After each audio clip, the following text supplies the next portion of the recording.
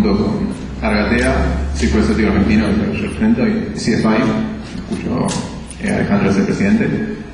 Y bueno, el Círculo Escéptico fue lo fundamos el 20 de diciembre, que es el día de la muerte de Sagan, como una cosa de decir que tomamos la posta que dejó Carl Sagan. Y no sé bien qué dice que hoy sea un día después de lo que sería 77 años de su nacimiento. Así que no sé, interpreten lo que quieren, si son freudianos pueden ver algo ahí. Pero bueno, ya que estamos hablando de arqueología y días de nacimiento, tenemos acá a Alejandro Borgo, que es periodista, escritor, y la Editorial Planeta publicó sus 2 libros que pueden fallar, que lo pueden comprar en el hall del teatro, y su más reciente, ¿Por qué a mí?, que lo pueden comprar en el hall del teatro. Y fue editor de la revista Pensar, que pueden comprar en el hall del teatro. Y el Ojo Escéptico, que creo que no se puede comprar en el hall del teatro, ¿no? Se puede comprar vía mail, pero bueno. Bueno, se puede comprar en el hall del teatro en mail. Internet, está la página de internet, el Ojo Escéptico.com.ar. Bueno, ahí tienen. Y ahora, bueno, está escribiendo su tercer libro, que en algún momento estará en el hall del teatro. ¿Cómo se pide el título? ¿Te atreves a hacer libros? Bueno. Él acaba de venir de Paraguay, donde fue orador en el Simposio Internacional de Pensamiento Crítico, y es el presidente de CIEFA de Argentina, y me fijé hoy, sos Leo en el zodíaco tropical, pero Cáncer en el sideral. Exactamente. Me quemaste una de las cosas que iba a explicar, no importa. Bueno, puedes explicar vos. Bueno, gracias. Bueno, sí, como decía Elio, esta conferencia y la que viene el día 24, el jueves 24 de noviembre, que va a tratar sobre el mito de la comunicación entre los perros y los humanos, yo creo que tendríamos que hacer otra sobre el mito de la comunicación entre los humanos, ¿no?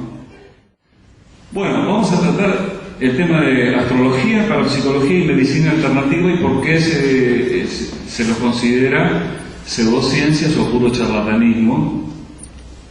Hay que hacer una aclaración. El charlatanismo estrictamente se define como aquella persona que teniendo título hace mal uso de él. Por lo tanto, vale a la gente que que se ha recibido en alguna carrera en la universidad y que es profesional. Pero en el sentido, en la acepción coloquial del término, significa un chanta.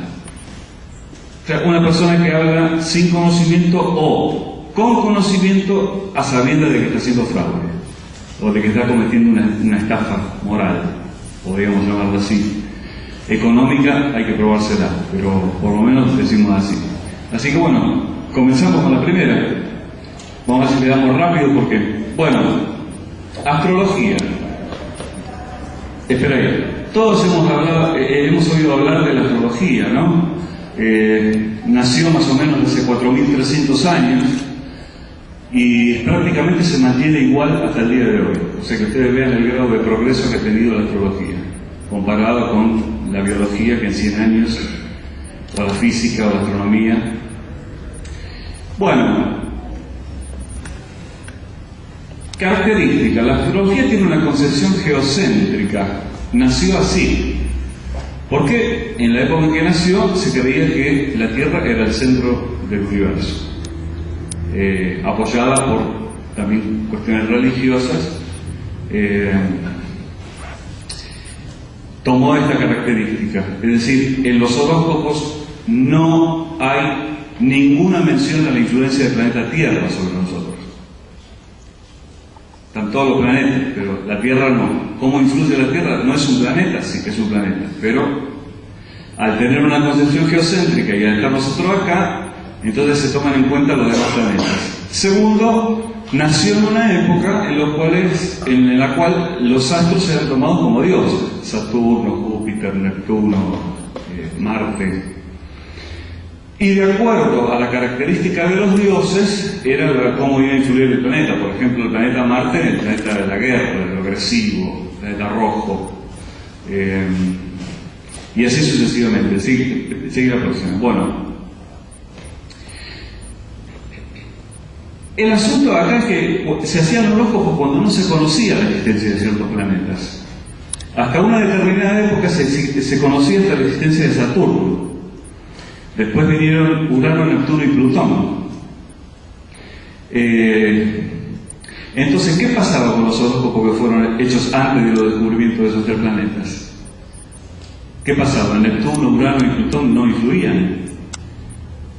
Y la respuesta de los astrólogos, aunque ustedes no lo puedan creer, es que los planetas, cuando no fueron descubiertos, mientras no hayan sido descubiertos, no influyen. Cosa que ya deja en claro por qué consideramos que la astrología es una pseudociencia, ¿no? Es decir, si Plutón hoy tiene una influencia, que ya no es un planeta, pobrecito Plutón, me lo degradaron, me lo llamaron ahora planetoide, Neptuno, Urano, no influían. ¿Por qué? Y te responden así nomás, simplemente porque no existían, porque no los habíamos descubierto. No es que no existían, no los habíamos descubierto. Bueno, seguimos. Por supuesto que no toma en cuenta la biología, porque aceptar la astrología, que ¿cuáles son los presupuestos básicos de la astrología? Que el día de nacimiento de una persona y la posición en que estén los planetas ese día determina la personalidad y el futuro de la persona. Pero sabemos que la personalidad también está determinada por los genes. Por lo tanto, si yo tengo un hijo y quiero que en vez del 20 nazca el 22 para que cambie de signo, puedo postergar el parto con las técnicas actuales, o lo puedo adelantar, y entonces con ese mero adelanto de 2 días luego cambiar totalmente de futuro, de personalidad y todo. Es una ridiculez absoluta. Aceptar la astrología es invalidar la biología. Adelante. Ignora la realidad social, obviamente. No es lo mismo un chico que nace a la misma hora, el mismo día, en una villa de emergencia, que otro que nace a 20 cuadras, por ejemplo en Recoleta, a la misma hora y el mismo día. No van a tener seguramente un futuro bastante parecido, ¿no? Uno va a tener una mayor oportunidad de educación, el otro va a estar sumergido en la pobreza, en la marginación, o sea que ignora también lo que podríamos llamar hasta la sociología, digamos, la realidad social, ¿sí? Por supuesto que no toma en cuenta la astronomía, obviamente. Aparte de la influencia gravitatoria, no hay ninguna otra influencia que la astronomía haya descubierto respecto de los planetas. Por lo tanto, ¿cuál es la influencia que dicen los astrólogos? No toma en cuenta toda la evidencia acumulada por el conocimiento científico. Esto lo acabamos de repasar recién: biología, astronomía, física, realidad social.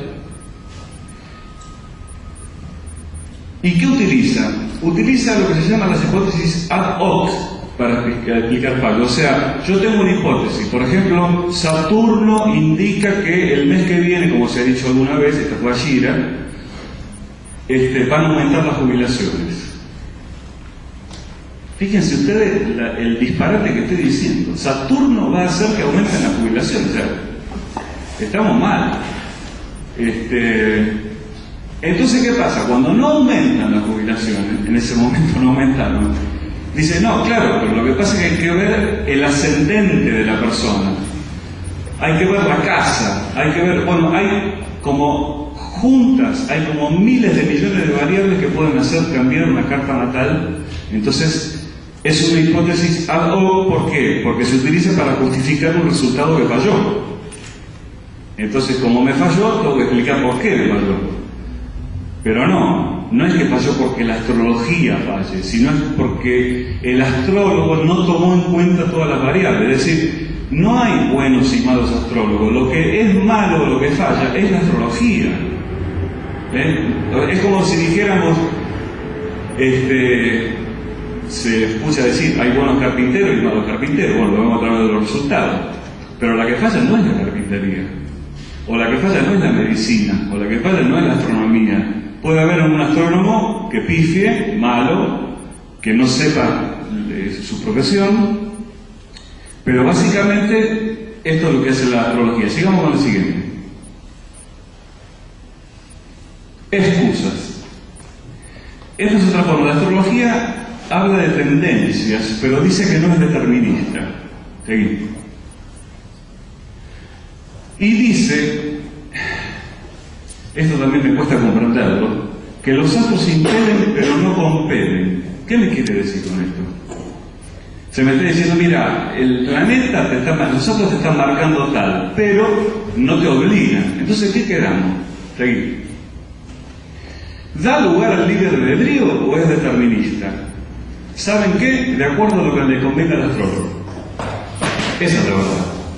Porque si la posición de los astros es fundamental en el momento de nuestro nacimiento, entonces es absolutamente determinista. Pero no, después dicen que impelen, o sea que empujan un poquito, pero no compelen. Uno puede variar. Entonces, si uno puede variar, ¿para qué me dan una carta astral? ¿No? Sigamos.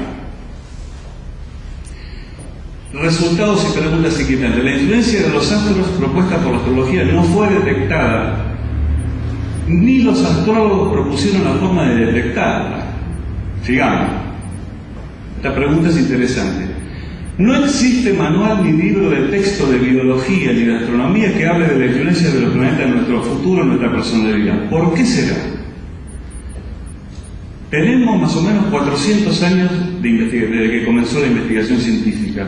¿Puede ser que en ningún tratado de astronomía ni de biología figure la influencia de los planetas es tan importante?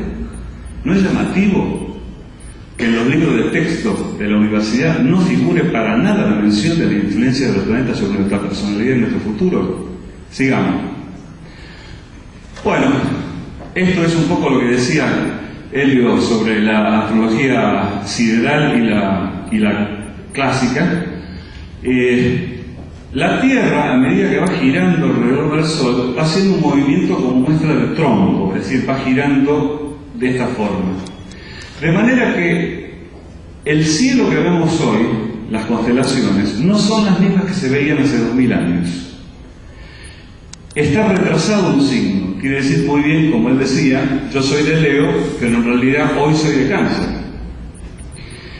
Ahora resulta que los astrólogos se siguen rigiendo, la mayoría de ellos, casi un 99% podemos decir, por la astrología que regía, o sea, cómo se veía el cielo hace 2000 años, no ahora. Entonces me están haciendo un horóscopo a base de lo que pasaba hace 2000 años, no de lo que pasa hoy. Entonces hoy, si hay un astrólogo serio, que es una especie de oxímoron, una especie de contradicción, me tiene que decir, no, vos no sos de Leo, vos sos de Cáncer, entonces voy a hacer tu carta astral o tu carta natal como si hubieras nacido en el signo de Cáncer. Seguimos. Bueno, de esto voy a ver otros ejemplos, ¿no? Fíjense la calidad de predicción de la astrología. Las cartas y los astros dicen que la Argentina llega a la final. Esto fue en 2006. Publicado por el diario Los Andes, online. Bueno, total, el mundo se olvida. ¿Qué problema hay? Sigamos con la próxima. Clarín.com. Diarios serios si los hay, como La Nación también, que publica horóscopos. Los astros dicen gran mes para Tauro, buena salud para Géminis y Argentina campeón. También del 2006, obviamente, desastre porque Argentina ni figuró. Pero lo publican, la gente lo lee, es un medio masivo, el medio más vendido en todo el país. Seguimos. Esta es una predicción post-mortem. La carta natal de la princesa Lady Di, en este caso, ¿no? Anticipaba su muerte. Y si anticipaba su muerte, ¿por qué no se lo dijeron antes? Es lo que dije ya en el simposio de Paraguay. Saludo a mis amigos paraguayos. Claro, después todo es explicable. ¿Vieron? Como los que analizan los partidos de fútbol. Dicen, no, Argentina está muy bien preparado, vino Messi, vino vino el otro, y Argentina pierde 5-0. Entonces después empiezan las explicaciones post, ¿no? Las hipótesis ad hoc. Y no, lo que pasa es que el entrenador falló acá, Messi estaba deprimido porque lo abandonó la novia, el otro porque cuando. La cuestión es que la carta natal de la princesa anticipaba la muerte, y si anticipaba la muerte, ¿por qué no se lo dijeron antes? Es más, cuando salió y tuvo el accidente, venía de consultar a un evidente. No le pudo avisar al evidente, tenés cuidado al manejar porque vas a tener un accidente. Sigamos. Está lo que se llama el efecto Barnum, que solía decir Pablo que para todos hay algo, y decía, nace un tonto cada minuto. Es decir, refiriéndose a la credulidad de la gente. Entonces, ¿cuál es un claro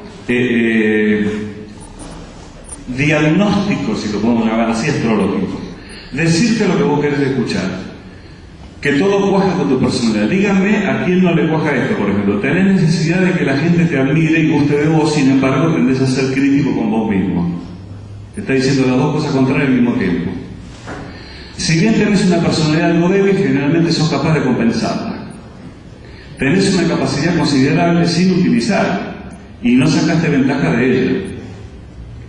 A veces tenés serias dudas acerca de si tomaste la decisión correcta o si hiciste lo que había que hacer. Como dice Talufetti, se rompió el mate, el que hizo esto. Pero es lo que le dicen a la gente.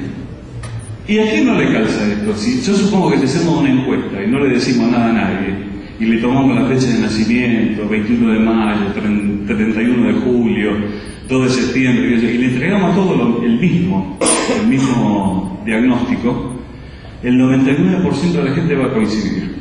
Esos experimentos ya se hicieron. Y se ha probado que la astrología no sirve para nada, excepto para que los astrólogos ganen plata y alguna mujer o algún hombre se quede contento con que va a conseguir novia o novio. Vamos. En síntesis, la astrología es geocéntrica, determinista, rechaza la astronomía y la biología, no produce conocimiento, ni mucho menos conocimientos nuevos. Es pseudocientífica. Su verdadero nombre debería ser astromancia. Es decir, la astrología no es una ciencia, ni siquiera una pseudociencia. Parece que fuera pseudociencia porque los astrólogos utilizan la palabra energía, vibración, armonización y computadoras, que es muy importante no ser computadora. Si querés aparecer como alguien serio, como hizo Mabel Young, en sus primeras apariciones en televisión aparecía con la computadora, qué inteligente, debe ser una profesional. Esa es astromancia. Las magias son técnicas de adivinación, como el tarot, las runas, las cartas españolas. Entonces el verdadero nombre sería astromancia. Ni siquiera llega a la categoría de pseudociencia la astrología. Vamos. Para la psicología. Vamos muy rápido acá, Dale. Bueno, primero vamos a empezar diciendo la pseudociencia qué características tiene. Estancamiento, no produce nuevo conocimiento, no hace experimentación, rechaza la crítica, propone hipótesis irrefutables, racionaliza o descarta la evidencia en contra y hace una confusión de correlación con causa y efecto. Estas son todas características de la pseudociencia. ¿Qué digo acá? Perdón, volví atrás. Ahí está. No hace experimentación. En este sentido tengo que decir que la parapsicología es una de las pocas pseudociencias que hace experimentos. Aunque después voy a explicar por qué no es un verdadero experimento, pero por lo menos tomaron el trabajo los investigadores de parapsicología de investigar, ¿verdad? Bueno, sigamos. Dale. Prueba irrefutable del calentamiento global. Esta es la confusión de correlación con causa y efecto. Es decir, a medida que la ropa se va haciendo más chica, podemos inferir o imaginarnos que la gente tiene cada vez más calor. ¿No? Pero no, es la moda. En 1920 se usaban ese estropajo que está ahí. 1950 más chico, 1980 ya un slip y después la tanga, pero no tiene nada que ver con el calentamiento global. Sin embargo, yo puedo inferir que las dos cosas, ojo, están correlacionadas, porque puede aumentar la temperatura del planeta y puede disminuir el tamaño de la ropa. Es decir, que hay una correlación, pero no quiere decir que una sea causa de la otra. Por eso decimos confusión de la correlación con la causa y el efecto. Sigamos. Bueno, estudia los presuntos fenómenos psíquicos. ¿Cuáles son? Telepatía, o lo que vulgarmente se conoce como transmisión del pensamiento. Clarividencia, precognición, que es el conocimiento extrasensorial de sucesos futuros. o sea, sin tener otro medio de acceso que lo extrasensorial, o sea, sin apelar a los sentidos, a lo racional, a la inferencia racional. La psicoquinesis, que se conoce como la influencia de la mente sobre la materia o sobre un sistema físico. Desarrollo histórico. Empezó con el espiritismo en el siglo XIX, las famosas sesiones espiritistas en las cuales participaban las mediums, que se suponía que eran el medio justo entre los espíritus de las personas que habían muerto y el mundo nuestro, el mundo real, el mundo terreno. Luego siguió con la metapsíquica a fines del siglo XIX y principios del XX. La metapsíquica ya decía hay algo más allá de lo psíquico, pero ya no tenía tan en cuenta el tema de la hipótesis espiritista, es decir, los que se comunicaban no eran los muertos, era una facultad que tenía el propio medium o la propia medium para producir estos fenómenos parapsicológicos que vimos, y así adivinar cosas de los familiares que se juntaban para ver cómo estaba el tío Pedro, que había muerto hace 20 años, donde había dejado el testamento, por ejemplo, ¿no? Bueno, sigamos. Así desemboca la parapsicología en los siglos XX y XXI. Ahora ustedes fíjense, el espiritismo nace en 1848, en el estado de Nueva York también, en un pequeño pueblo, Hillsville. Después sigue la metapsíquica. Se acuña el término parapsicología por Max Schwab en 1889. Calcula desde 1889 hasta ahora, pasado al siguiente. Bueno, 100 o más o 120 años de investigación sin que se haya probado un solo caso de percepción extrasensorial. Compárenlo con la astronomía, con la física, con la medicina, con la biología, con todas las demás ciencias. Bueno, característica de sí. Dicen que los fenómenos psi, que es la 23ª letra del alfabeto griego, son independientes del tiempo y del espacio, son involuntarios, son inconscientes, irrepetibles en condiciones controladas. Volvemos. Entonces, ¿esto qué quiere decir? Independientes del tiempo, porque obviamente con una precondición uno estaría viajando al futuro, viendo lo que va a ocurrir en el futuro, que todavía no existe. Independiente del espacio, ¿por qué? Porque la clarividencia, por ejemplo, el hecho de captar extrasensorialmente un objeto que está oculto, se puede hacer a 20 metros o a 20.000 kilómetros. O sea que son independientes. Involuntarios porque la persona no los puede producir a voluntad. Sin embargo, tenemos miles de avisos en los diarios donde dicen te adivino el futuro, te traigo tu pareja, te adivino lo que quieras, hasta te hago ganar la lotería. Inconsciente porque el sujeto no sabe por qué un día se levanta y piensa algo pasó con tal persona. De repente, ¿sabes? Irrepetibles en condiciones controladas, ¿por qué? Porque el estudio de la parapsicología empezó con los relatos de casos anecdóticos. Por ejemplo, el que soñó algo y al otro día le avisaron de la muerte del ser querido con el cual había soñado. La clásica que voy por la calle, doy vuelta a la esquina y me encuentro con un amigo que no veía hace 10 años, justamente estaba pensando en ese amigo. Es decir, casos anecdóticos, pero que no se pueden repetir a voluntad. ¿Por qué no se pueden repetir a voluntad? Porque son involuntarios. Por eso. Entonces tienen todo el esquema bien preparado como para que, digamos, si no te la explico por acá, te la explico por allá. Sigamos, ¿no? Protagonistas. El agente sería el que envía la información extrasensorial. Yo me pongo acá, hago un dibujo así y trato de enviárselo a ustedes extrasensorialmente. Y después está el percipiente, que es el que recibe la información. Lo que nos preguntamos es por qué, cómo, qué mecanismo hace que el percipiente reciba lo que yo le estoy mandando y no lo que todo el mundo, el resto del mundo está pensando. Somos casi 7.000 millones de personas en el planeta. Entonces, ¿cómo hace el cerebro, cómo hace el aparato psi para percibir exactamente lo que yo le estoy mandando y no lo que está pensando cualquier persona por ahí? Bien, sigamos. Ahí está, ese sería el que envía, este sería el que recibe. Es un modelo tipo radio, digamos, ¿no? Hay una antena emisora y un aparato receptor.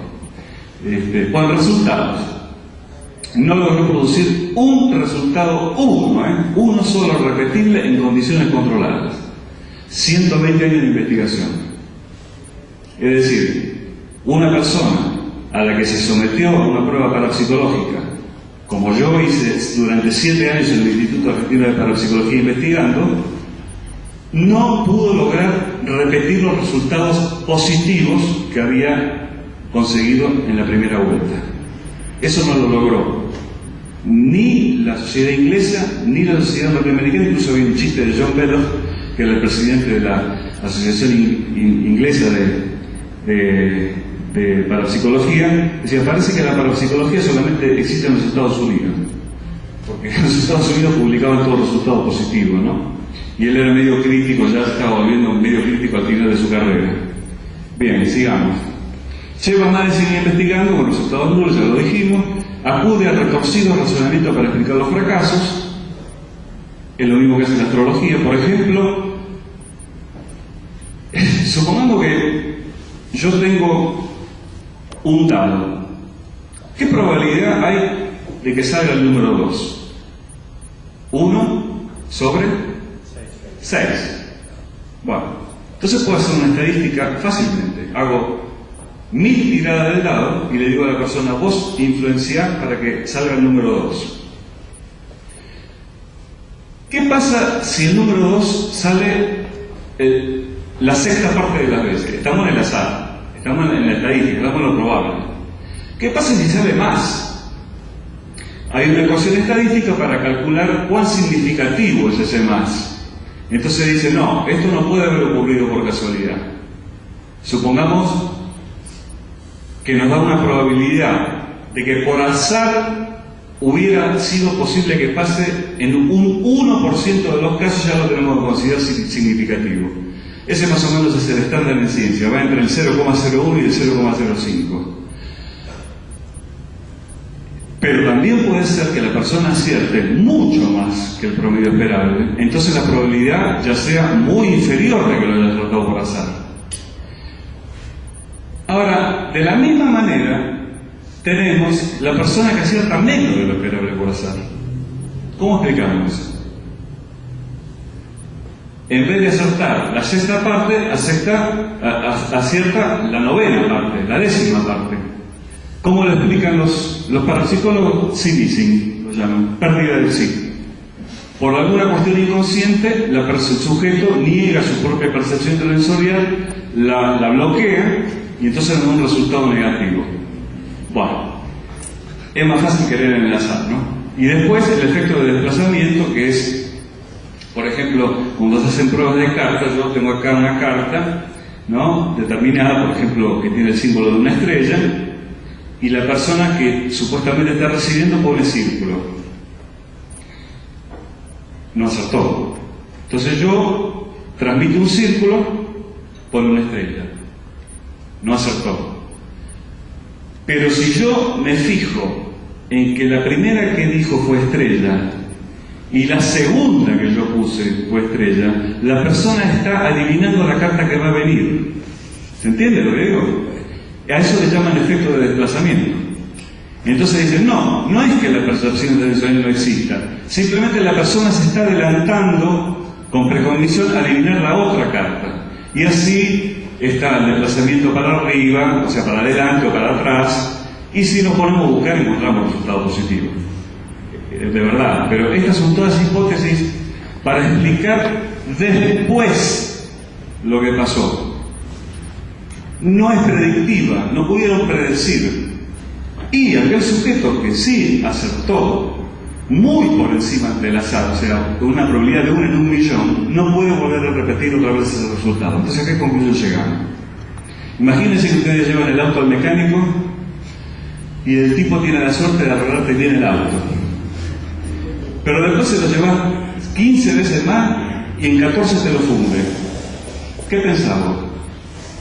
Que el tipo es un mal mecánico que no sabe nada o que la mecánica no funciona. ¿no? Pero si te quedás con el primer resultado, está todo bien, pero hay que hacer un seguimiento de lo que viene después. Entonces, no se publican los artículos o los experimentos que dan resultados negativos, se publican los que dan resultados positivos, pero cuando uno los quiere repetir, no funciona. Seguimos. Medicinas alternativas, mal llamadas medicinas alternativas. Después voy a explicar por qué. Bueno, acá tienen, miren, ejemplos de medicinas alternativas, tenemos a montones. La más conocida es la homeopatía y es en la cual yo me voy a centrar. Pero todos hemos oído hablar de la acupuntura, del reiki, la quiropraxia, aromaterapia, terapia angélica, astroterapia, terapia áurica, medicina ayurvédica, terapias florales, curación por la fe, cirugía filipina, hipnosis, ideología, fotografía Kirlian, magnetoterapia, Hansi, crotoxina, programación neurolingüística, reflexología, toque terapéutico, urinoterapia, que es tragarse la propia orina, curación cuántica, medicina vibracional, dietas y suplementos vitamínicos, osteopatía, medicina molecular, microacupuntura, lighting process, medicina integrativa, curanderismo, curación intuitiva, medicina holística, comunicación facilitada para el autismo, técnica de liberación emocional, terapia bioarmónica, isopatía y terapia de New Age. Y estoy nombrando el 10% de la medicina alternativa. Ustedes lo pueden visitar en el Skeptic Dictionary y van a encontrar una larga lista de medicinas alternativas que tienen que ver con la medicina o con las terapias que no necesariamente sean terapias médicas, sino que atiendan también problemas psicológicos, como la programación neurolingüística, que dice que puede curar una fobia en una sesión. Ahora salió una de un tal, no me acuerdo cómo se llama, la terapia reconectiva, de un tal doctor Pearl, que viene acá a Buenos Aires. Dice que ya ha atendido a 70.000 personas y les cura de todo, me refiero al cáncer. Terapia reconectiva. Hay que creer, dice él. Claro, ¿cómo me va a decir que hay que creer? Bueno, sigamos. Bueno, acá viene lo interesante. ¿Cuáles son las maneras efectivas que tenemos nosotros de reconocer cuándo una terapia es inefectiva? Perdón, voy a sacar el saco.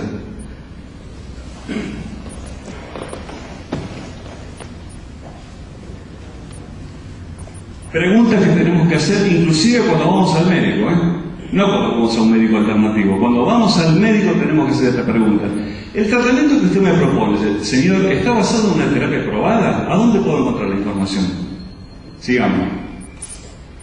¿Se necesita un aporte nutricional especial cuando se usa el remedio? Porque claro, puede ser que el remedio sea una chantada total, sea una pastilla de azúcar, entonces te recete un suplemento vitamínico especial o un corticoide o algo que haga que vos te sientas mejor.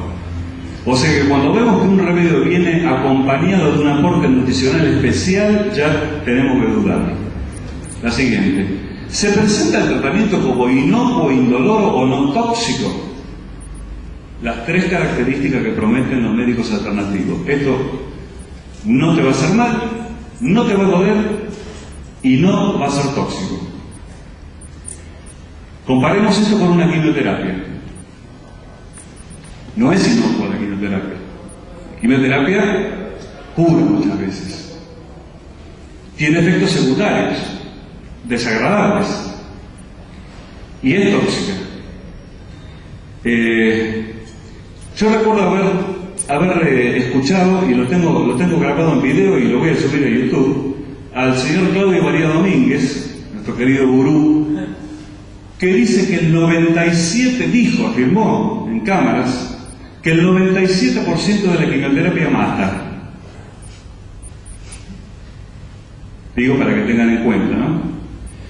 Entonces, cuando te prometen que un tratamiento va a ser inocuo, indoloro, lo tóxico no lo hagas directamente. Te están dando agua. No sirve para nada. Todos los tratamientos tienen algún efecto secundario. Acá la doctora no me va a dejar mentir. Vamos. ¿Se publican en medios masivos? Si se publica en un medio masivo antes que en una revista especializada, estamos ante una chantada. La crotoxina se publicitó por primera vez en el programa La Noticia Rebelde. No es un lugar para publicar un descubrimiento científico. Así tenemos otros casos también de señores médicos lo más peligroso de todo, que dicen, que publicitan en programas diversos, cómo debe hacer con el láser, o cómo hacer terapia de rejuvenecimiento de cualquier tipo, en medios masivos, pero nunca en publicaciones especializadas. Es raro que ustedes vayan a ver en una revista como Nature, Science, el British Journal of Medicine, un artículo que hable sobre la medicina ortomolecular o sobre la homeopatía. Es raro. Sigamos. Los beneficios obtenidos por esta terapia se deben al poder de sugestión, es decir, si yo no aplico esta terapia, ¿la persona podría haber mejorado igual? Estoy tratando qué tipo de enfermedad, o sea, por ejemplo, ¿cómo trata la medicina alternativa un infarto? ¿Cómo trata una septicemia? ¿Cómo trata una apendicitis? No lo puede tratar. Por eso tiene éxito la pseudociencia médica en las enfermedades crónicas, en las que van así, en las que van variando, digamos, van en declive, pero van variando, tienen crestas y valles, pero yo no vi ningún homeópata, por ejemplo, que resuelva un infarto o un cáncer. Seguimos. Los promotores de las terapias alternativas ¿son expertos reconocidos? Bueno, acá hay que tener una... Claro, el paciente no puede leer todo lo que se publica, no le podemos pedir a un paciente que lea todo. Yo recibí un mail de un grafólogo que decía que por la escritura él podía detectar si una persona tenía cáncer. Entonces le pedí que me diga dónde había publicado, en qué revista especializada había publicado su trabajo. Adivinen en qué revista. En una revista de grafología, ¿verdad? Nature, Science, Science Daily, Investigación y Ciencia, ninguna. Es decir, ¿son expertos reconocidos? Claro, ellos se reconocen, pero el resto de la comunidad científica no lo reconoce en absoluto. ¿Por qué? Porque tienen que pasar por el famoso ejercicio de revisión por pares para que se publique. Es decir, los colegas del médico, no grafólogo, médico, tienen que examinar la evidencia y decir si eso sirve o no. Sigamos. ¿Se han hecho estudios controlados de investigación? Otra pregunta interesante. Por supuesto que en la mayoría de las pseudomedicinas, casi todas, no se han hecho experimentos controlados. Y cuando se ha hecho una investigación controlada, han dado resultados negativos. Después lo vamos a ver en el caso de la homeopatía. Vamos. Sigamos. ¿Debe estar un médico especialmente entrenado para hacer esos tratamientos? ¿Es una fórmula secreta solo facilitada a los promotores? Si le hablan de fórmula secreta, estamos delante de un chanta. De un chanta. Inclusive un caradura de esto tuvo el tupé de decir en un programa que el compuesto que él ofrecía no se diferenciaba molecularmente del agua. ¿Pero qué me están diciendo? Me están vendiendo esto a 300 pesos y es un vaso de agua. Es indistinguible del agua. Y lo dijo en televisión ante una audiencia de 1 millón de personas. Uno de los ex promotores del Hansen, homeopático activador natural del sistema inmunológico. Nombre muy científico, pero que no sirve para nada. Bueno, sigamos. ¿Atacan los promotores a los medios médicos y científicos? Claro que los atacan. El establishment me está prohibiendo dar a conocer mi gran descubrimiento, no me lo quieren aceptar, tienen mente cerrada, son negacionistas, etc. Cuando vemos a alguien que se queja de esto, seguro que estamos delante de un chanta. Ya tienen más o menos unas varias claves, ¿no? Vamos viendo unas varias claves para cómo distinguir el discurso de un charlatán. Bien, los promotores reclaman libertad de elección, ahí está. Entre las drogas probadas y las que ellos defienden, claro, la gente tiene la libertad de elegir, obviamente.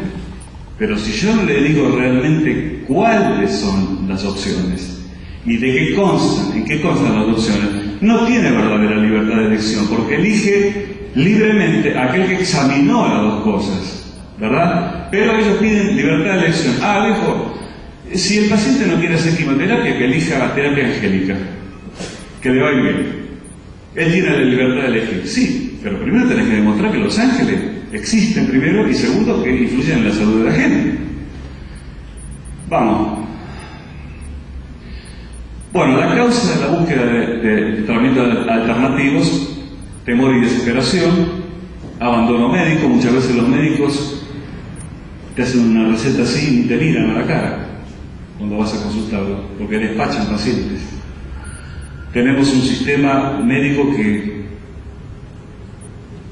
es triste decirlo, pero vale más por la voluntad que los médicos ponen que por el sistema médico en general. Entonces, el abandono médico ha sucedido. Mire, yo a usted no lo puedo tratar más, ¿qué quiere que le diga? Acá usted no hace lo que yo le digo, o no entiende, y abandona a la persona, el abandono médico. También existe el abandono psicológico. Con vos es imposible hacer terapia. Eso no se puede decir nunca. Un profesional no puede decir nunca eso. Jamás. Ni aunque estemos tirados en el medio de la calle, sin un peso, drogados, adictos, no puede abandonarnos. No puede abandonarnos. Siempre hay algo que hacer. Presión familiar y social. Claro, uno tiene una enfermedad, empieza tu tía que te dice: che, ¿por qué no lo vas a ver a tal? El primo que te dice: ¿por qué no lo vas a ver al otro? Que tengo la suegra de la prima de mi tía, de mi cuñada, que le dio el resultado. La presión social, la presión familiar empiezan a que vos no te quedes con la primera opinión que te dieron. O sea, te dijeron: mira, flaco, está fulminado, realmente. Vamos a hacer lo posible para hacer un tratamiento, bla, bla, bla. No, eso es psicología médica, saber cómo el médico le explique, qué sé yo. Cuando volvés a tu casa, le contás a la gente que vive con vos, a tu familia. Entonces empiezan las opiniones distintas, empieza la presión social y familiar para que vos consultes otras opiniones. Y dentro de esas opiniones pueden estar estas, ¿no? Las alternativas.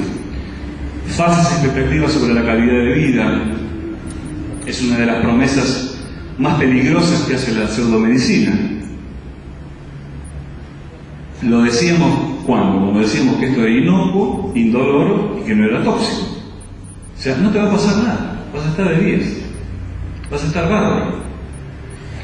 Entonces yo aplico una inyección que tiene agua destilada con corticoides y levanto a la persona, se siente mejor y dice: ah, qué bueno. Y a los 3 meses se murió. Falsas expectativas sobre la calidad de vida. Y es peor. ¿Por qué? ¿Por qué es peor? Porque crearle una falsa expectativa a la persona y decirle que está mejorando puede hacer que la persona mejore por efecto placebo, ¿no? Por sugestión, pero después, cuando viene la verdad y ya es tarde, como le pasó a Steve Jobs, por ejemplo, entonces ahí ya es tarde. Y la persona se decepciona doblemente. Doblemente, quiero decir. Esto pasa cuando, supongamos, hay una persona muy famosa que está haciendo un tratamiento alternativo y uno lo ve por la televisión. Y uno tiene esa misma enfermedad y se decide por hacer ese tratamiento alternativo. Ahora resulta que después de los 2 meses nos enteramos que esa persona famosa murió. ¿Qué nos pasa a nosotros? ¿Cuál es la primera reacción que tenemos? La puta, este se murió, me muero yo. O sea, crear una expectativa falsa es muy peligroso. Por eso a los médicos les está prohibido, negame vos si es cierto, hacer un pronóstico de si te vas a curar o no. Está prohibido por la ley. Y la inocuidad, bueno, hoy esto ya lo habíamos hablado. Pasemos a la siguiente. La causa de la práctica, el mesianismo del propio médico alternativo. Yo todo lo puedo descubrir una fórmula secreta, el que hizo el túnel fotónico, el que hizo la caja de materializar deseos, el que fabricó tantos aparatos inútiles que tienen pinta de tecnología de ultra vanguardia, pero no sirven para nada. La ingenuidad. Muchas veces las personas que practican estas medicinas, o sea que son médicos alternativos, creen en lo que hacen. Pero me dicen, la pregunta más interesante es: ¿y te cobró o no te cobró? Pero ¿qué me importa si me cobró? Lo que me interesa es si me puede hacer bien o me puede hacer mal. Porque ¿qué importa que me cobre si el resultado es el mismo? O sea, si voy a un curandero y dice, no, pero este es bueno porque no cobra. No. Puede ser un salvaje que me diga cualquier cosa y no me cobra. El dolo, obviamente, es evidente, ¿no? Querer ganar plata a costa de la desesperación de la gente. La inocuidad la volvemos a nombrar, porque la muletilla preferida es decir, ¿qué podés perder? Con esto no te puede pasar nada. No te va a hacer nada. Sigamos. ¿Por qué se tolera esto? Por ignorancia. Ahora paremos acá. A ver si alguien entiende o me puede decir ¿por qué se tolera esto? ¿Por ignorancia de quién? En primer lugar. Paciente. Sí. Segundo. De la sociedad. ¿De qué? De la sociedad. Bueno, sería el conjunto de pacientes, digamos. No. La principal causa es por la ignorancia de los médicos, no por la de los pacientes. Si ustedes le preguntan a un médico recibido en la Universidad de Buenos Aires cuál es el fundamento de la acupuntura o de la homeopatía, es muy probable que no lo sepa porque no se enseña en la universidad. Entonces, hay médicos que practican la medicina científica en hospitales, en consultorios privados, y dicen, no, pero hay buenos homeópatas. Y yo un día le pregunté a uno, ¿pero vos sabés el fundamento de la homeopatía? No, bueno, lo que pasa es que, claro, en la universidad no. ¿Y entonces cómo decís que hay buenos homeópatas? Entonces, la ignorancia no es solo del paciente, también es del médico, de la comunidad académica. Sigamos. Ingenuidad, esto ya lo dijimos. O sea, la persona puede creer realmente que le está haciendo un bien a la humanidad, y otros se lo pueden creer. Y es una creencia ingenua, no es maliciosa, digamos. Sigamos. Inocuidad, otra palabra que aparece, y para tener en cuenta. Aproximadamente la mitad de los pacientes reciben algún tipo de tratamiento no convencional a lo largo de una enfermedad oncológica. La mitad de los pacientes, aparte de hacer el tratamiento médico convencional, oncológico, este es un dato que me dio el doctor Ernesto Gildesa, director de investigación del Instituto Henry Moore, oncólogo, la mitad de los pacientes practica o alguna vez se trata con medicina alternativa a la par que lo hace con la medicina convencional. Es necesario observar con detenimiento las medicinas parasitarias. Acá me quiero detener. No son medicinas alternativas, son medicinas parasitarias. ¿Por qué? Porque viven a costa de los logros de la medicina convencional, de la medicina científica. Un gran amigo mío, ya fallecido, Aldo de Petris, me decía, ¿sabés lo que pasa? Los médicos alternativos atienden a los pacientes, pero los que firmamos los certificados de defunción somos nosotros. Es difícil que a un homeópata se le muera a alguien, o a un acupunturista se le muera a alguien, o a alguien que hace reiki se le muera a alguien. La gente se muere en terapia intensiva, o se muere de un infarto en la calle, o se muere de ciertas complicaciones. Pero lo cierto es que los que firman los certificados de defunción no son los homeópatas. Entonces por eso se llama medicinas parasitarias, especialmente en lo concerniente a la inocuidad de su práctica. La única actitud médica con posibilidad de éxito es el respeto y el diálogo con los pacientes. Y si el médico no quiere hablar, hay que hacerlo hablar. Hay que agarrarlo del cogote y decirle hasta que vos no me expliques lo que yo tengo, cómo, cuándo, dónde y qué es lo que tengo, no salgo de este consultorio. Yo he tenido varias discusiones con médicos que me decían, uno me llegó a decir inclusive, pero usted que no es médico no me puede preguntar. Le digo, ¿cómo no? Yo soy el paciente, ¿cómo no voy a poder preguntar? Usted está tratando algo que me pasa a mí en mi cuerpo, que es propiedad mía. ¿Cómo no me va a explicar qué es lo que me pasa? Explíquemelo, haga fuerza, esfuércese a ver lo que aprendí en la universidad, ya que ustedes dicen que se quemaron las pestañas. Explíqueme, porque yo de acá no me voy si usted no me explica. Es un derecho del paciente saber lo que le pasa. Bueno, vamos. Para Para tener en cuenta también es necesario exigir idoneidad y rigurosidad en todos los ensayos clínicos. Vamos. No hay razón alguna para permitir que quienes practican medicinas no probadas pasen por alto las obligaciones morales inherentes a cualquier práctica médica. Esto viene de la época de Hipócrates ya. Juramento hipocrático. Sin embargo, bueno, deben realizarse todos los esfuerzos necesarios para informar a la comunidad sobre los riesgos presentes en los tratamientos realizados por los charlatanes.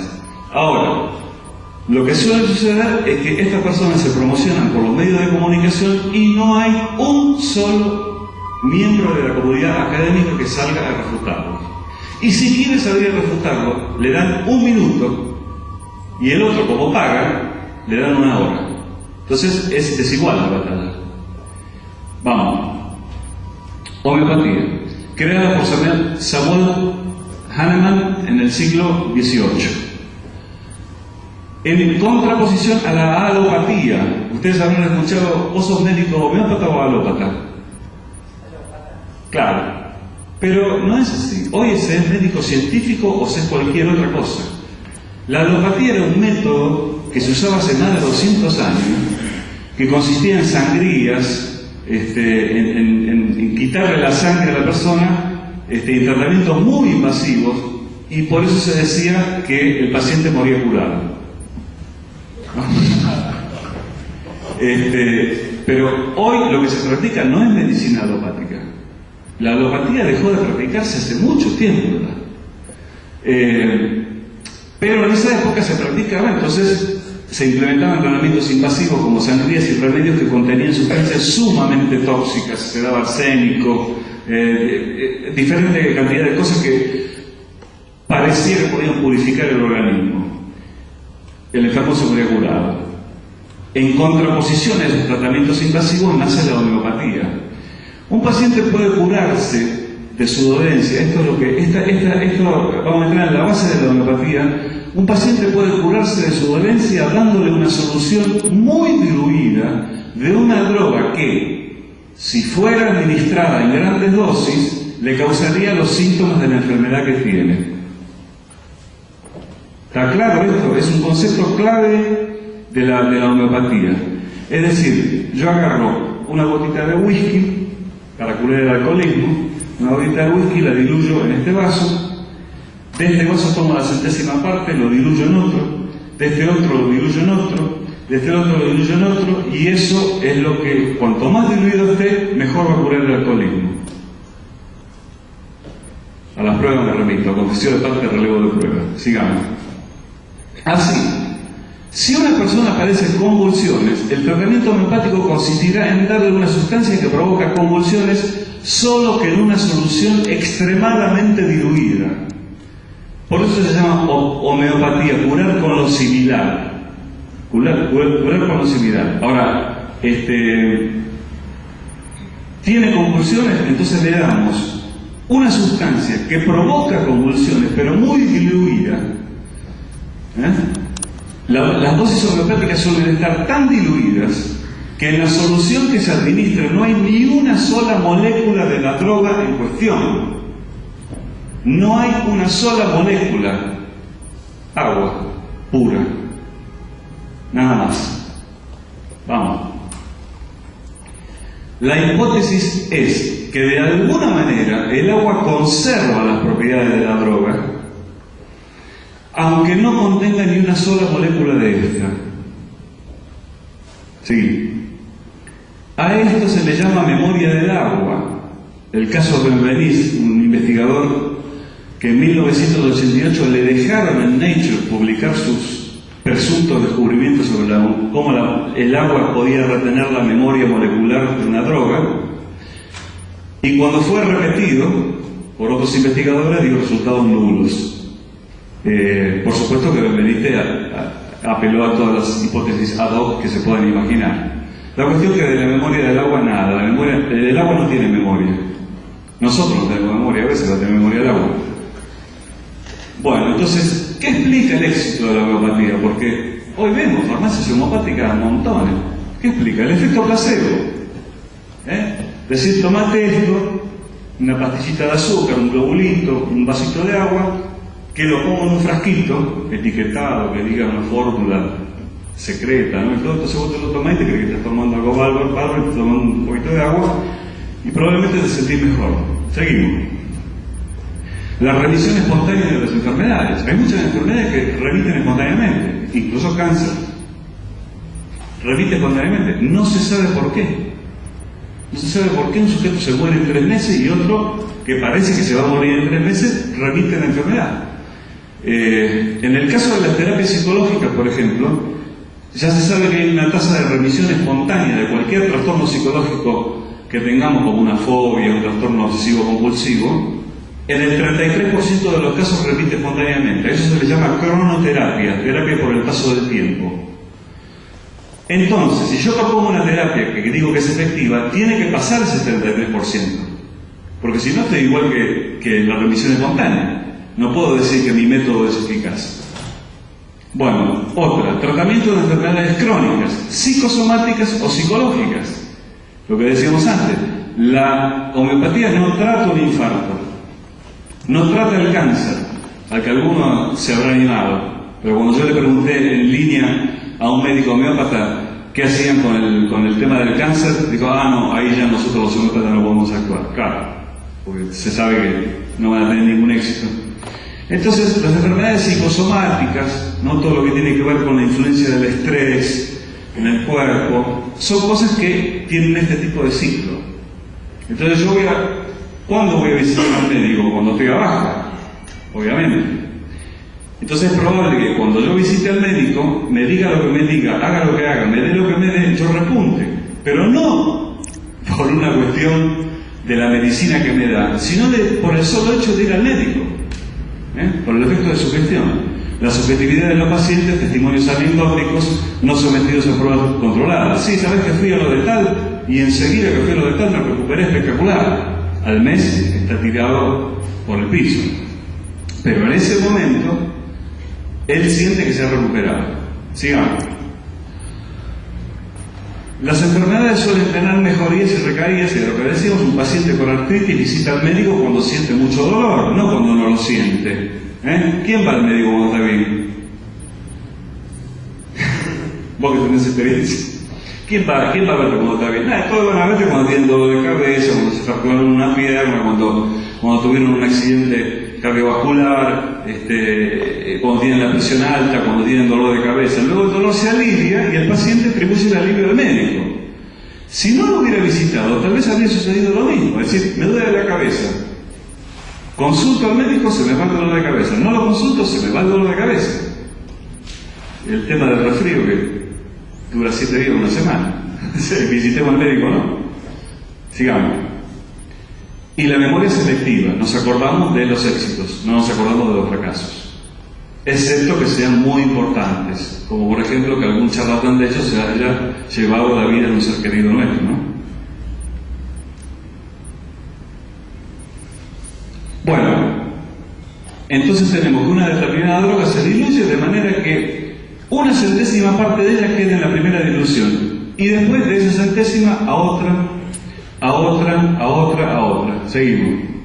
Luego de cada dilución viene la sufusión, que es agitar para adelante, para el costado, para arriba, para abajo. Menos mal que lo hice con la izquierda. Bueno, y las dosis homeopáticas suelen estar extremadamente diluidas. Fíjense esto, a tal punto que hay remedios homeopáticos que están diluidos en 10 elevado a la 1500. Imagínense un 1 seguido de 1500 ceros. O sea, 1 dividido, un 1 seguido de 1500 ceros. Ese es el nivel de dilución que llegan a tener algunos remedios. ¿Qué puede quedar adentro de esa dilución? Entonces, es un negocio infernal, muy rentable, porque no se gasta nada y se vende caro.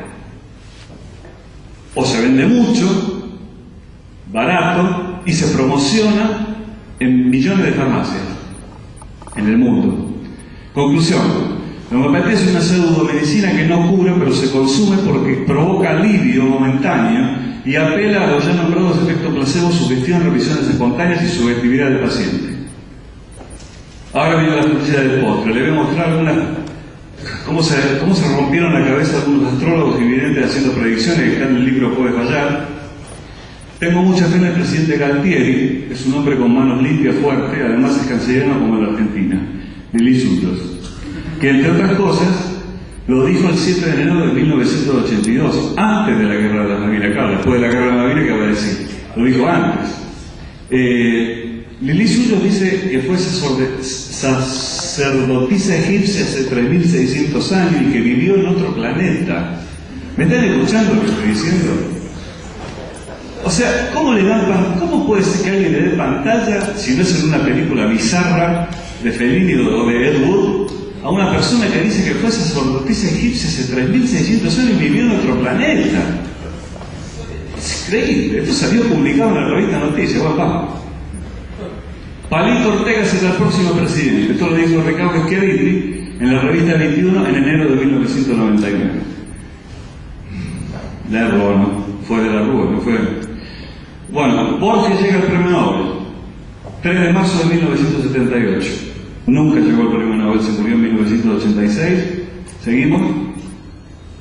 Para 1983 puede haber una guerra nuclear. Noviembre de 1981. Fíjense que no dicen va a haber, puede haber. Entonces, si sale mal, yo dije que podía, lo que pasa es que se evitó. Y si se da, ¿vieron que acerté? Esa es la trampa. El próximo año, José María Muñoz será portador de nuevos lauros y crecientes beneficios materiales. Esto lo dijo Arangel en su libro de predicciones en diciembre de 1991 para el año 92. ¿Cuáles fueron los nuevos lauros que portó y los crecientes beneficios materiales de José María Muñoz? Se murió en el lauros. Pasemos a la siguiente. Desaparecerá el obelisco. O sea, hay que tener, la verdad que hay que tener, ¿no? Lo que uno sabe para decir una predicción de este. Imagínense ustedes, un día por los 9 de julio, desaparece el obelisco. 7 de septiembre de 1984. España. Habrá luchas internas que le harán volver a la dictadura. Noviembre del 81. Claro, esto era cuando todavía España temblequeaba con ese presunto intento de golpe que hubo. Después ahora no me acuerdo el nombre del militar que quiso hacer un golpe después de que empezó la democracia en España. Pero fue muy por esa época. Bueno, estamos en el 2011 y no hubo ninguna dictadura ni nada. Sigamos. Marzo es un mes muy importante para los descubrimientos científicos. Se vuelve a hablar de una vacuna contra el SIDA y los adelantos ya son evidentes. Diciembre de 1991, Antonio Las Heras, vendedor de talismanes y amuletos, esoterista, recibido en la Universidad Kennedy, creo que es psicólogo social, ¿no? Sí. Ahora tiene un magíster en psicoanálisis encima, la tiene toda. Diciembre de 1991, van a ser 20 años de esta predicción y ni que hablar de la vacuna contra el SIDA, ¿eh? Nada que ver. Sigamos. Mirta Legrand tendrá que dejar la televisión. 1993. Todavía no. Este año todavía tuvo programa. No sé el 2012 qué va a pasar. Por ahí con las profecías más no hace nada. 1993, 18 años y no dejó la televisión.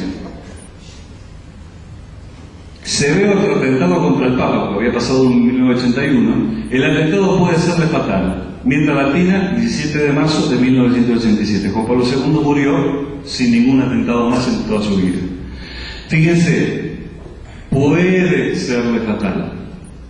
No va a serle fatal, porque él puede, si sale mal, decir, sí, bueno, pero en realidad hubo un complot, pero se evitó.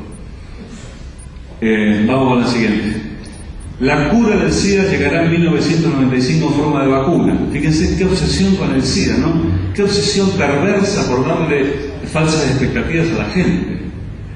Porque yo, si lo veo por televisión, una persona normal, no tengo ninguna enfermedad, pero si yo tengo SIDA y veo esto, fíjense qué manera perversa de hablar.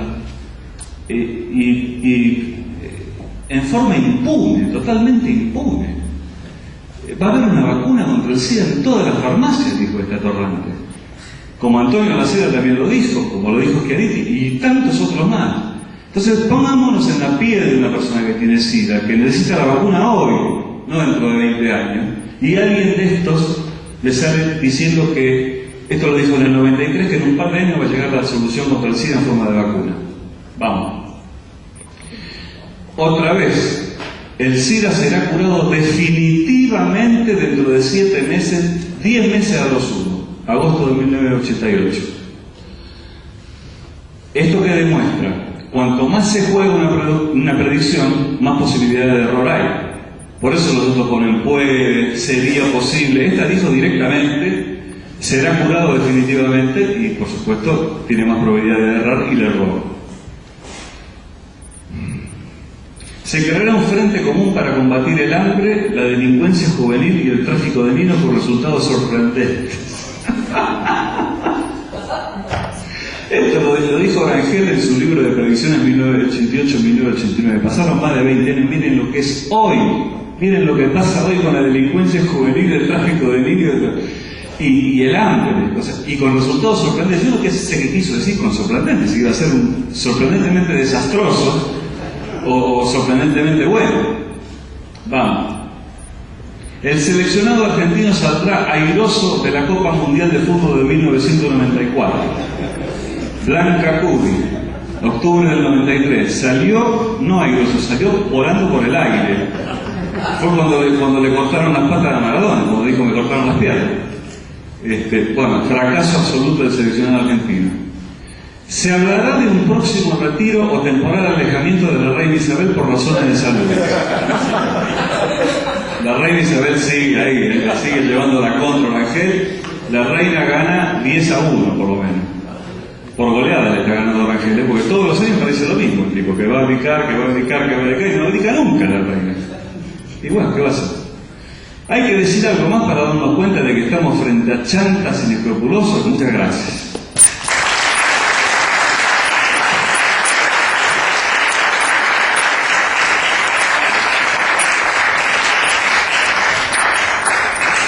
Bueno, no sé si alguien quiere comentar, les puedo alcanzar el micrófono para hacer alguna pregunta o lo que sea. Bueno, alcanzarle. Gracias.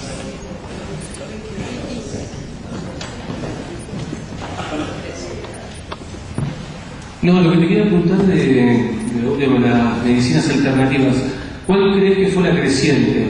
Digamos, ¿de qué dependió que fue el masivo que creció tanto en las medicinas alternativas como en todas las nombradas? ¿Es debido a la poca divulgación de la medicina científica? ¿Por qué crees que hubo un boom así de repente y empezó a popularizarse tanto?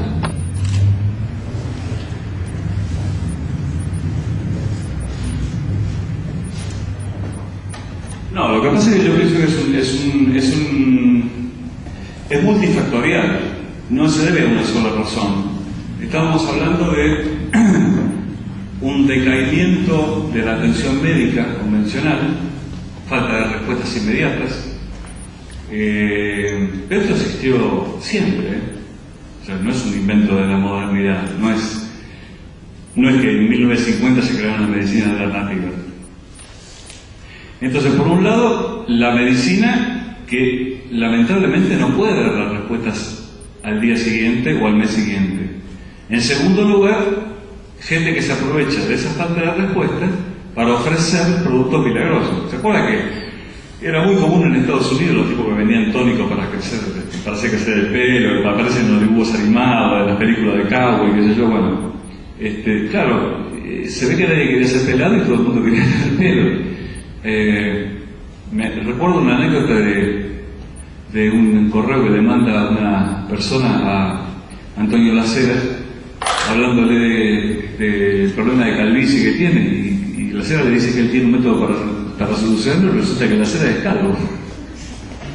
Está bien, se puede decir que, claro, pero tiene barba, o sea que se dio vuelta se dio vuelta.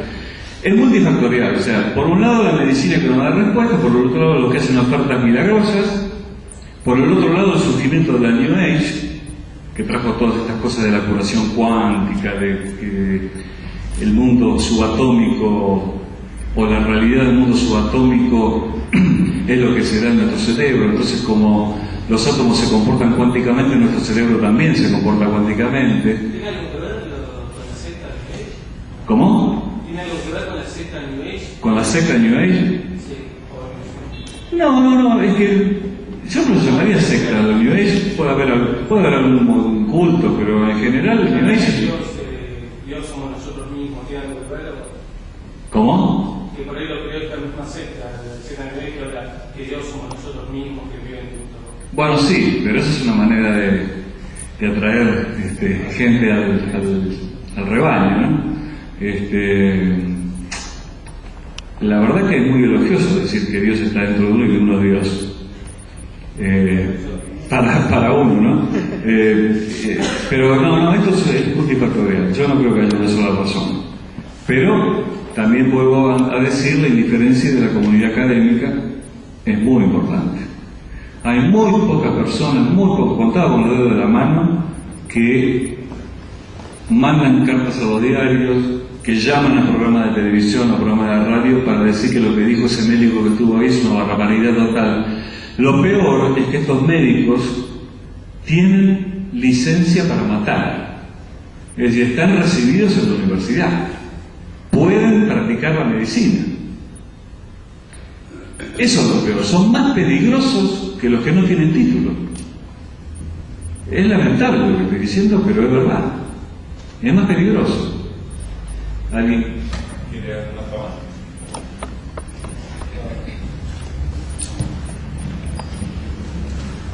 En la primera parte tú hablaste sobre doble. Me encontré con un amigo que estaba pensando, bueno, va por ahí la cosa de pregunta. Explícate más o menos el efecto de déjà vu que siempre nos pasa.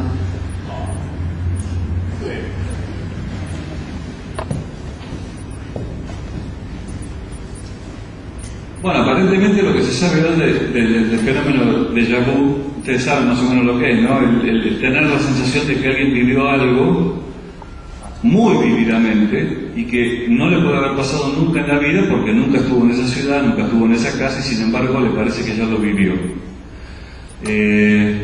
Aparentemente las investigaciones demuestran que es una falla de la memoria. Pero hay muchas hipótesis, no hay una sola hipótesis. Hay otra que dice que, por ejemplo, cuando nosotros entramos a un lugar nuevo, al que no visitamos nunca, nuestro cerebro intenta siempre buscar patrones, ¿no? Somos una máquina de buscar patrones. Entonces, por eso cuando vemos una mancha en la pared, vemos a la Virgen y no vemos la mancha. Siempre tratamos de dar algún significado a la cosa que estamos viendo. También es importante la función del cerebro para reconocer rostros, por ejemplo. Tenemos que reconocer un rostro agresivo de un rostro amable o empático. Entonces lo que puede pasar es que cuando entramos a algún lugar así, veamos algo que no a nivel consciente nos haga recordar algo que hayamos visto con anterioridad. Entonces lo que hace el aparato sensorial es ver todo de un vistazo y luego detenerse en los detalles. Esa es otra hipótesis. Por ejemplo, yo entro acá, veo los sillones, veo las cortinas, veo todo de un saque y después me pongo a detenerme en los detalles y no me doy cuenta que en ese vistazo general ya vi lo que ahora me pongo a ver con detenimiento. Lo que pasa es que no me di cuenta que lo vi. Y entonces me causa una sensación como esto yo ya lo viví antes. Y claro, lo viví hace 5 segundos antes. Esa es otra hipótesis. Hay varias hipótesis, pero la que yo considero más probable es que sea una falla de la memoria, de la percepción, acompañada con la búsqueda de patrones que tiene nuestro cerebro y hasta inclusive nos da la sensación de que podemos prever lo que va a pasar. Ahora se va a mover que está al lado mío y va a pedir una Coca-Cola, no sé, y por ahí lo hace y dice, y nosotros nos quedamos perplejos.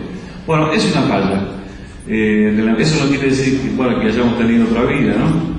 O que estemos viendo una vida futura que vamos a tener.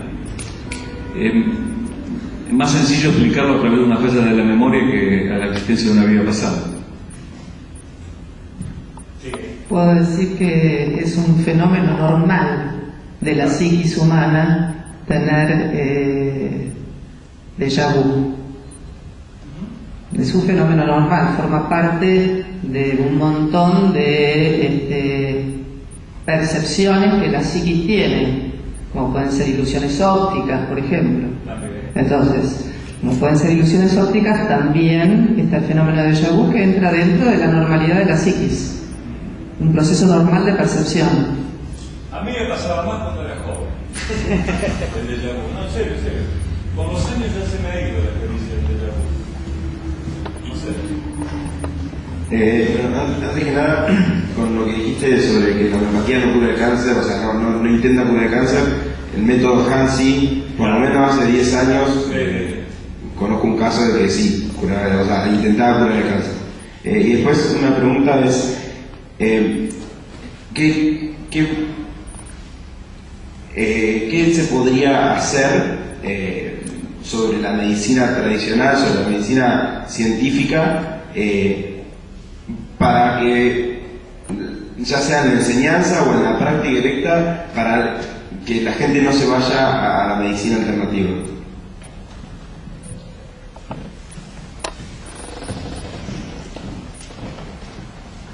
Sí, es verdad, el Hansi se llama homeopático activador natural del sistema inmunológico.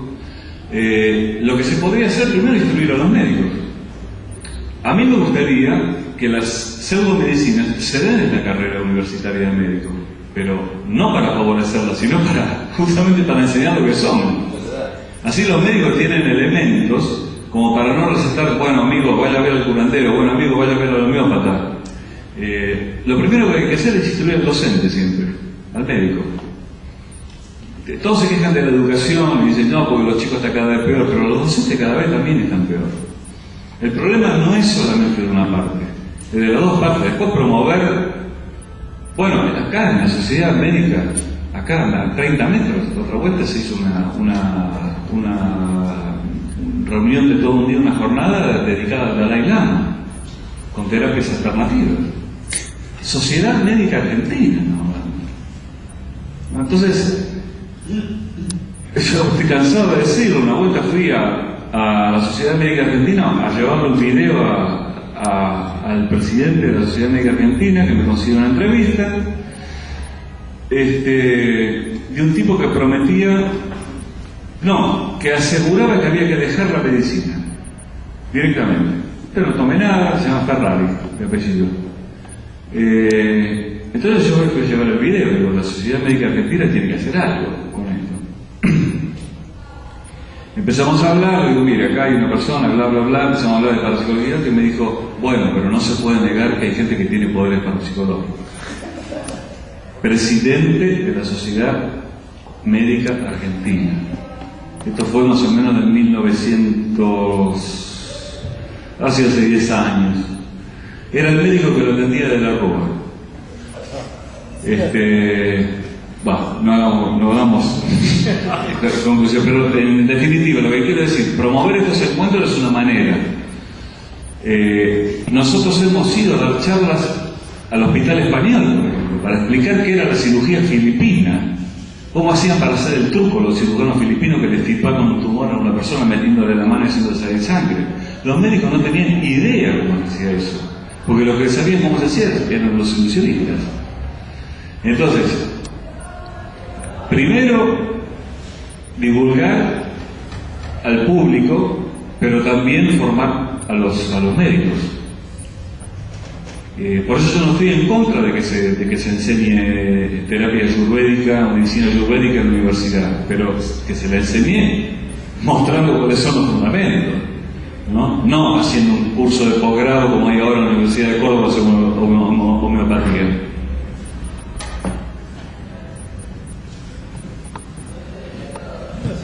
Que era cortito, que hasta que los médicos no dejen de rezar a la Virgen para salir bien un parcial, no se puede pedir otra cosa.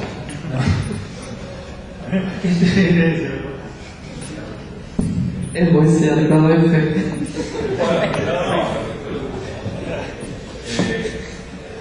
Lo que pasa es que digamos, la creencia religiosa de un médico no tiene nada que ver con su práctica. Por ejemplo, yo me voy a operar, supongamos, me voy a hacer un bypass o voy a hacer una neurocirugía. A mí lo que me importa es que el neurocirujano sea idóneo. No me importa que crea en los platos voladores, en Cristo, en la Virgen, en ese tipo de cosas. Ahora, si él dice que cuando haga el corte con el bisturí lo va a dejar todo librado a la mano de Dios, ahí sí me preocuparía. Pero es una frase común, ¿no? Digamos, ¿cómo está el paciente? En vez de decirte que se va a morir, te dice, está en manos de Dios. Bueno, es un eufemismo. Y a veces no se muere, encima. O sea que, peor todavía. Entonces, decir que está en la mano de Dios es como decir, mirá, si está en la mano de Dios, ¿qué hiciste vos entonces?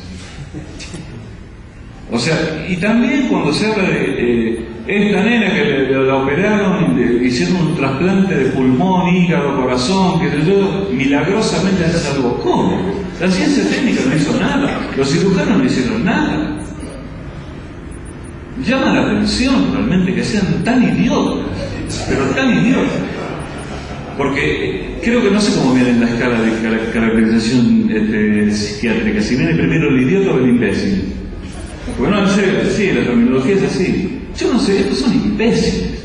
Hay que ser muy imbécil para decir que alguien está en la mano de Dios. Y decir se salvó de milagro. Cuando estuve internada 3 meses en terapia intensiva, le hicieron trasplante gracias a las técnicas de investigación científica. Entonces los médicos, sí, gracias a Dios, a la Virgen, a la procesión, y de vez en cuando dicen a los médicos, ¿no? Pero no es los médicos nada más, es todo lo que hay atrás de los médicos, es todo el conocimiento científico.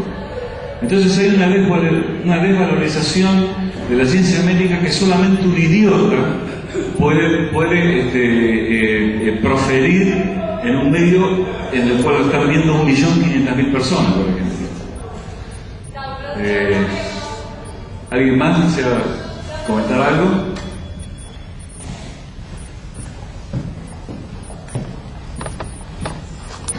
Sí, yo tenía una pregunta, porque en el Código Penal de la Nación está tipificado el tipo de, o sea, en las prácticas estas como delitos, y quería saber, o sea, cuáles son las maniobras legales más conocidas, o en qué sentido se podría mejorar eso para que no se escape a la ley este tipo de prácticas.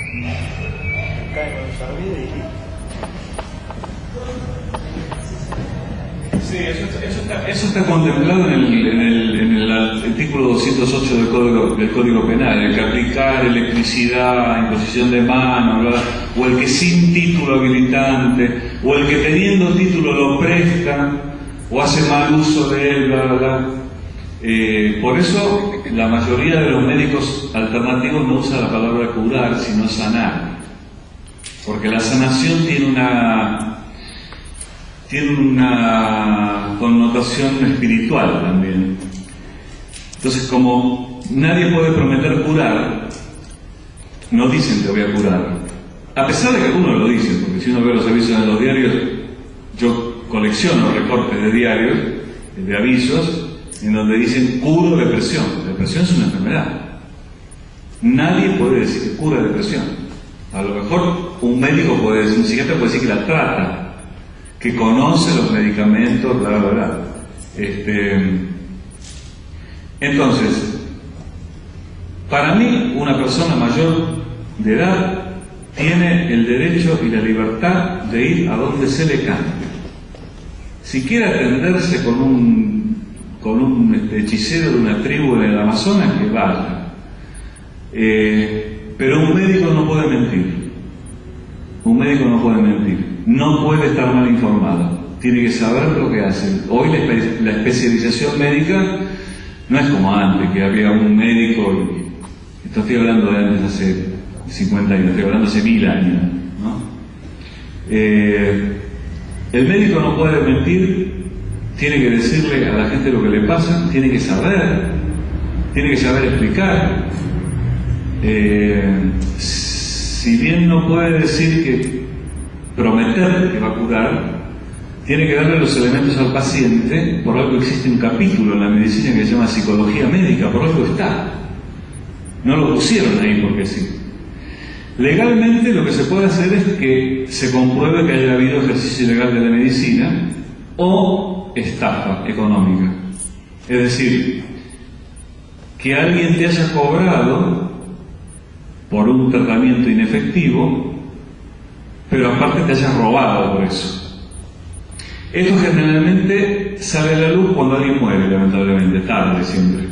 Estamos cansados de repetir, cuidado con la medicina alternativa, cuidado a quién va a ver, miren que el aviso es una cosa y el consultorio es otra, hasta que se muere una persona. Fue el caso de Giselle Rímolo. ¿Se acuerdan del caso de Giselle Rímolo? Bueno, ¿qué pasó? ¿Por qué salió todo esto? Porque murió una persona. Lamentablemente lo venimos repitiendo desde hace 20, 30 años y sigue pasando lo mismo. Y aparte, ya le digo, hay médicos con licencia para matar. Tienen licencia para matar y lo aplican. Entonces, yo creo que ajustando la ley no sirve. O sea, no se puede decretar que una persona no visite un médico alternativo. No sirve. Es lo mismo que yo diga, bueno, desde mañana todo el mundo, decreto que todo el mundo deja de fumar. No puede ser. No va a dar resultado. Ese tipo de leyes restrictivas no dan resultado. Aumentar la pena, van a encontrar los buenos abogados con la plata que tienen para que le reduzcan la pena. Lo que hay que hacer es educar a la gente como paciente y educar al médico como lo que tiene que ser, y hacer que el paciente le exija al médico que le explique por qué está así, cómo está así, qué le va a dar para curarse, cómo va a ser el tratamiento y por qué no eligió otro. Por lo menos eso es lo que yo hago cuando me toca hacer algún tratamiento médico o cuando me tocó enfrentar alguna operación. ¿Cómo va a ser? ¿Qué pasa? ¿Qué riesgo hay? ¿Cuáles son las estadísticas? Esto, lo otro. O sea, formar a la gente y también instruir al médico para que se haga más divulgador y no solo un mero dietista que aparece por la televisión diciéndole a la señora que quiere verse linda en la playa del verano qué dieta tiene que hacer. Me parece que hay tareas mucho más importantes que esa, ¿no? ¿Alguien más? Sí, allá hay. Uy, ¿un abogado? No. No, ¿qué pregunta le va a hacer? ¿La mata? Te mandé una carta de documento. Tengo otra de la FIC, no te hagas problema. Junto carta de documento. Tengo 24 preguntas, pero voy a tratar de hacer. A ver. No, dos cositas nada más. Uno, el tema de la divulgación científica, el tema de las pseudociencias y la utilización de instituciones conocidas, respetadas, para meter el tema de temas de pseudociencias. Uno es, lo escuché el otro día en un divulgador, un comunicador social diciendo, no, los videntes son utilizados por la CIA para investigaciones. Y obviamente que nadie se lo refutó, y estamos hablando de un medio periódico, una radio, en un programa importante. Y lo otro, Alejandro, te quería consultar el tema de divulgación científica que vemos habitualmente en los medios, como por ejemplo, según la universidad, no sé, de universidades reconocidas, no tengo memoria, escuchar lo de Mozart de chico, quién era, bueno. Todos sabemos que los científicos necesitan para las expensas y a veces necesitan sostenimiento económico y hacen estos tipos de dossier pero eso también va en contra a veces de la seriedad de lo que es una divulgación científica.